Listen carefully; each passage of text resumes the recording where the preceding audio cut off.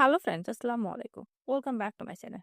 আজকের ভিডিওতে আমি আপনাদের সাথে পাকা তেঁতুল দিয়ে খুবই মজাদার টক ঝাল মিষ্টি আচারের রেসিপি শেয়ার করব। আশা করি ভিডিওটা আপনাদের কাছে ভালো লাগবে। তেঁতুলের আচার বানানোর জন্য আমি এখানে 500 গ্রাম তেঁতুল নিয়ে আধা ঘন্টা আগে ভিজিয়ে রেখেছিলাম। যখন একটু এরকম নরম হয়ে এসেছে তখন আমি এভাবে হাত দিয়ে চটকে এভাবে একটু তেঁতুলের কাপ বের করে নেব। এখন আমি এটা এক সাইডে রেখে দিচ্ছি। আর এখন আমি একটা প্যান নিয়ে এখানে একটা মসলা তৈরি করে নেব। এখানে দিয়ে দিচ্ছি 1 টেবিল চামচ জিরা, 2টা তেজপাতা, কিছু এলাচ এবং কাঠ মসলা। আর দিয়ে দিচ্ছি এখানে 1 টেবিল চামচ সাদা সরিষা, 1 টেবিল চামচ পাঁচফোড়ন। আর সবার শেষে আমি এখানে দিয়ে দিয়েছি ১০-১২টা মতো শুকনো মরিচ। এখন এই মসলাগুলোকে আমি নেড়ে চেড়ে কিছুক্ষণ এভাবে ভেজে নেব। অনেক বেশি ভাজা যাবে না, না হলে আবার পুড়ে গেলে মসলাটা তিতা হয়ে যাবে। দেখুন মসলাটা ভাজা হয়ে গেছে। এখন আমি এটা গুঁড়া করে এক সাইডে রেখে দেব, আচারের শেষে ইউজ করব। তো আচার বানানোর জন্য এখন আমি একটা প্যানে পরিমাণ মতো সরিষার তেল নিয়ে তেলটা গরম করে নিয়েছি। আর এর ভিতরে আমি দিয়ে দিয়েছি 2টা তেজপাতা আর দিয়ে দিচ্ছি 1 টেবিল চামচ পাঁচফোড়ন। পাঁচফোড়ন এবং তেজপাতাটা দিয়ে দেওয়ার পরে এখন আমি মিডিয়াম আঁচে এটাকে কিছুক্ষণ ভেজে নিব। যখন একটা সুন্দর গন্ধ আসবে তখন আমি এর ভিতরে দিয়ে দিচ্ছি কিছু রসুন। আপনারা এখানে রসুন যারা খেতে পছন্দ করেন না তারা আচারের এই রসুনটা স্কিপ করতে পারেন। এখন রসুনটা দিয়ে দেওয়ার পরে এখন আমি নেড়ে চেড়ে কিছুক্ষণ ভেজে নিব। যখন রসুনটা একটু নরম হয়ে যাবে তখন আমি আগে থেকে যে তেঁতুলটা কাপ বের করে রাখছিলাম সেটা এখন এর ভিতরে দিয়ে দিব। তেঁতুলটা দিয়ে দেওয়ার পরে এখন আমি নেড়ে চেড়ে তেঁতুলটাকে ৫-৬ মিনিটের মতো একটু জাল করে নেব।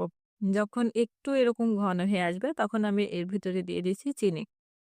আমি এখানে ৫০০ গ্রাম তেঁতুলের জন্য ৩০০ গ্রাম পরিমাণ চিনি ইউজ করছি। তবে চিনির পরিমাণটা আপনারা বাড়িয়ে কমিয়ে নিতে পারেন। যদি তেঁতুল বেশি টক হয় তাহলে কিন্তু একটু চিনি বেশি লাগবে।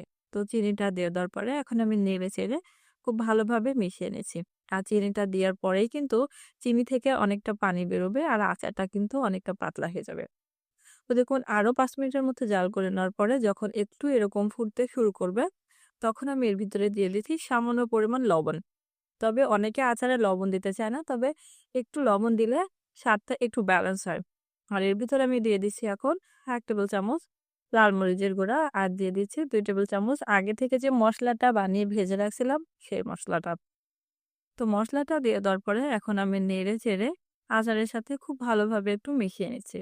এই পর্যায়ে তেঁতুলের আচারটাকে অনবরত নেড়ে চেড়ে আমি কিছুটা জাল করে নেব। যখন তেঁতুলের আচারটা এরকম একটু ঘন হয়ে আসবে আর কালারটাও চেঞ্জ হয়ে যাবে তখন আমি এর ভিতরে দিয়ে দিচ্ছি ভিনেগার। আমি এখানে ৫০০ গ্রাম আচারের জন্য ১.৫ টেবিল চামচ ভিনেগার ইউজ করছি।